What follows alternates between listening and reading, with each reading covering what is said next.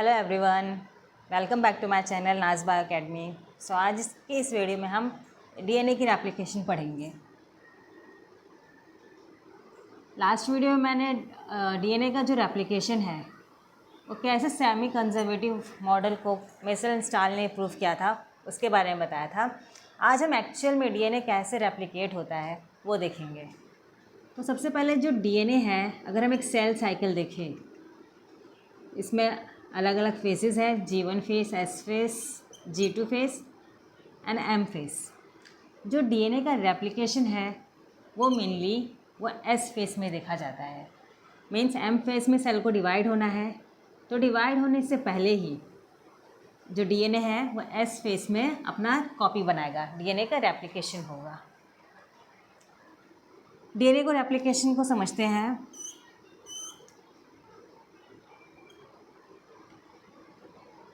ये double stranded DNA है।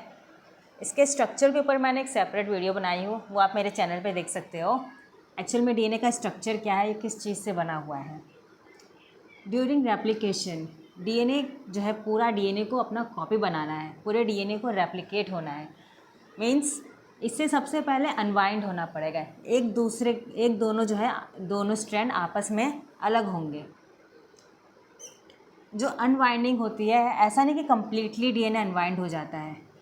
जहाँ से सपोज़ यहाँ से डीएनए का रेप्लिकेशन शुरू होना है, तो उस रीजन को हम कहेंगे ओरिजिन ऑफ रेप्लिकेशन।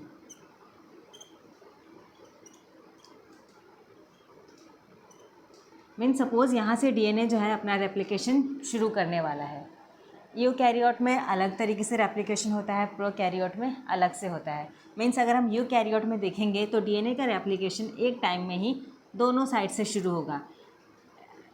यहाँ से भी डीएनए रेप्लिकेट होगा, यहाँ से भी डीएनए रेप्लिकेट होगा। बट प्रोकैरियोट में ऐसा नहीं है। प्रोकैरियोट में एक ही रीजन होता है, एक ही ओरिजिन होता है जहाँ से डीएनए रेप्लिकेट होता है। ऐसा क्यों? क्योंकि प्रोकैरियोट है, उनका जेनेटिक मटेरियल इतना लंबा, इतना बड़ा है नहीं। यूकैरियोट में जेनेटिक कंटेंट है वो बहुत ही बड़ा साइज़ का होता है, इसलिए इसमें बाई डायरेक्शनल जो रेप्लिकेशन है वो बाई डायरेक्शनल हमें कई उसमें ओरिजिन देखने मिलेंगे। कई पॉइंट होते हैं जहाँ से जो है डीएनए का रेप्लिकेशन एक टाइम में शुरू होता है, ताकि जल्दी से पूरा डीएनए जो है वो रेप्लिकेट हो सके। तो सपोज़ अभी यहाँ से अगर डीएनए को रेप्लिकेट होना है तो डीएनए के इस रीजन को अनवाइंड होना पड़ेगा। इस डबल स्ट्रैंडेड डीएनए को मैं ऐसे बनाती हूँ। यहाँ से रेप्लिकेशन शुरू होना है, मीन्स ये जो रीजन है डीएनए का ये अनवाइंड होगा। ये रीजन क्या हो गया? अनवाइंड हो गया।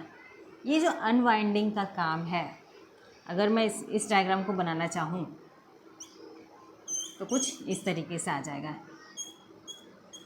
मीन्स ये जो रीजन है ये अनवाइंड हो गया है। इस अनवाइंडिंग का काम ये करता है एक एंजाइम। उस एंजाइम का नाम है हेलिकेज़। हेलिकेज़ क्या करता है? ये मेनली जो है ये डीएनए के इस रीजन को जहाँ से रेप्लिकेशन शुरू होना है उसे अनवाइंड कर देगा। अनवाइंड करने से आगे के स्ट्रैंड पे एक तरह की टेंशन क्रिएट होती है।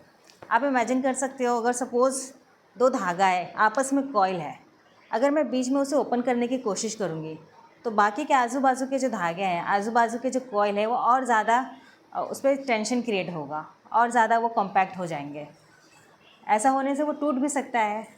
तो इस टेंशन को दूर करने का काम, आगे के जो स्ट्रैंड पे टेंशन क्रिएट हुआ है, इस टेंशन को तोड़ने का काम या उसको रिलैक्स कराने का काम जो है वो एक एंजाइम करता है। उस एंजाइम का नाम है टोपोआइसोमेरेज। सो टोपोआइसोमेरेज मेनली क्या करेगा? ये डीएनए के आगे के जो स्ट्रैंड है, यहाँ से अनवाइंडिंग होने से इस पर कोई स्ट्रेस ना पड़े, इस स्ट्रेस को दूर करने का काम टोपोआइसोमेरेज करेगा। मेनली वो क्या करता है? वो स्ट्रेस को कम करने के लिए एक तरीके से इस धागे को यहाँ से कट करके इसको रिलैक्स कर देगा आपस में एक स्ट्रक्चर को, और फिर उसे जॉइंट कर देता है। कुछ इस तरीके का काम जो है वो टोपोआइसोमेरेज करता है। ठीक है, मीन्स चलो हमें रेप्लिकेशन करना है। डीएनए का ये रीजन अनवाइंड हो गया, यहाँ पे हेलिकेज़ ने अपना अनवाइंडिंग का काम कर दिया। और टोपोआइसोमरेज ने ये रिलैक्स करता है डीएनए को।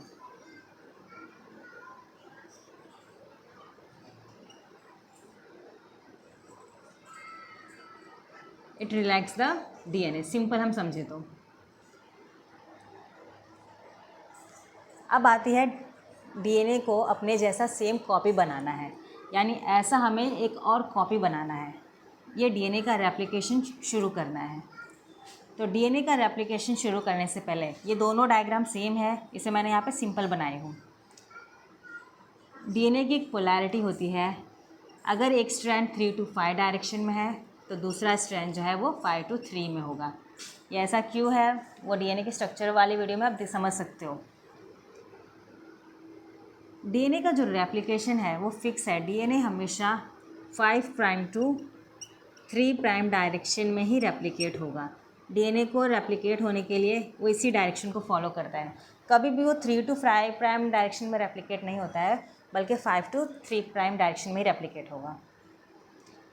अब डीएनए को कॉपी बनाने के लिए यहाँ पर आता है एक प्राइमर। प्राइमर एक छोटा सा आरएनए का एक न्यूक्लियोटाइड है। प्राइमर कुछ नहीं, समझो इसके पास न्यूक्लियोटाइड की कॉपी होती है। ATGC एग्जाम्पल ले रही हूँ मैं। अगर इस स्ट्रैंड पे TACG होगा तो प्राइमर जो है उसकी जो पोलैरिटी है या उसके पास जो न्यूक्लियोटाइड है वो अपोजिट होगा। T की जगह A आ जाएगा, A का कॉम्प्लीमेंट्री T, C का G एंड G का C। ये जो प्राइमर बनाने का काम है वो भी एक एंजाइम करता है। उस एंजाइम का नाम है प्राइमेज। प्राइमेज का काम है प्राइमर बनाना, बिकॉज एक प्राइमर चाहिए जिसकी वजह से प्राइमर की जो पोलैरिटी है इसके अपोजिट होगी। इस डीएनए स्ट्रैंड की पोलैरिटी 3 to 5 है, तो ये जो प्राइमर की यहाँ पे पोलैरिटी होगी वो 5 प्राइम होगी और यहाँ पर ये 3 प्राइम है। ठीक है। अब इस पूरे स्ट्रैंड को मुझे इसका अपोजिट स्ट्रैंड बनाना है, सेम इसका एंटी पैरेलल डीएनए बनाना है। तो आगे इस पूरे स्ट्रैंड को बनाने का काम ये अलग एंजाइम करता है। उस एंजाइम का नाम है डीएनए पॉलीमरेज।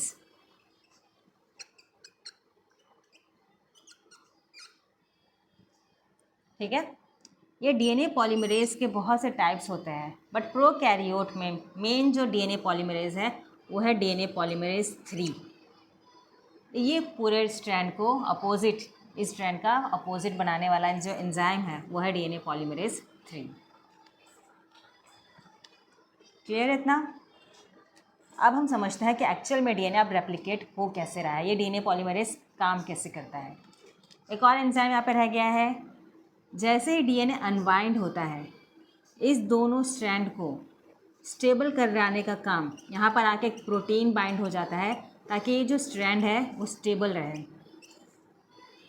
इस एंजाइम का नाम है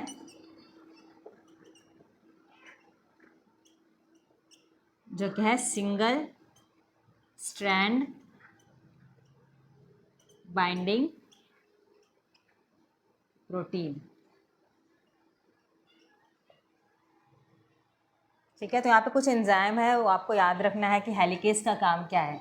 ये डीएनए को अनवाइंड करेगा और डीएनए का अनवाइंड जो है एक रीजन पे होता है जहाँ से शुरू होना है, उस रीजन को हम कहेंगे ओरिजिन ऑफ रेप्लिकेशन, बिकॉज वहीं से रेप्लिकेशन जो है शुरू होगा।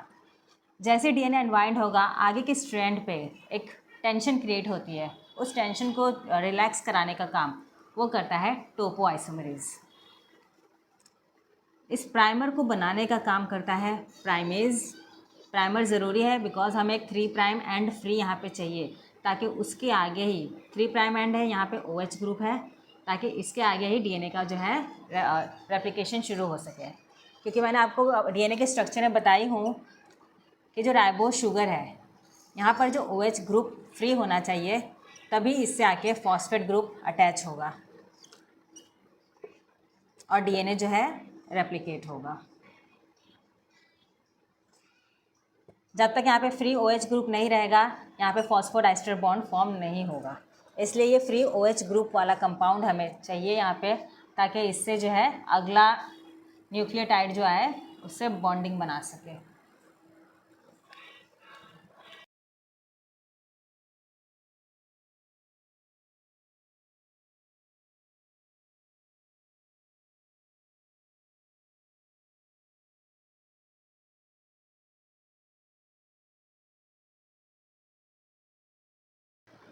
Thanks for watching.